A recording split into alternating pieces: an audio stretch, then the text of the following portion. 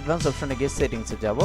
এখানে দেখেন কাস্টমে যদি ক্লিক করি, কাস্টমে এখানে সবসময় অ্যাডভান্স ফর বেস্ট পারফরমেন্স মানে অ্যাডজাস্ট ফর বেস্ট পারফরমেন্স মানে আপনার কম্পিউটার বেস্ট পারফরমেন্সের জন্য এই অ্যাডজাস্ট এটা ক্লিক করে রাখবেন। আমি আরেকটা পদ্ধতি দেখাতে পারি, আপনার কম্পিউটারে যখন ওপেন করবেন তখন এই কাস্টমে ক্লিক করার পরে দেখবেন এখানে সবগুলো টিক চিহ্ন দেওয়া আছে, মানে চেক মার্ক দেওয়া আছে।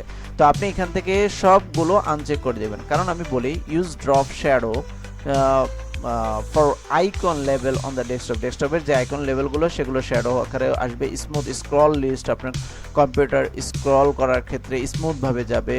Smooth edge of screen fonts, তারপরে মানে অনেকগুলো যেগুলো কম্পিউটারের ফিচার আছে সেগুলোর ক্ষেত্রে কাজ করবে।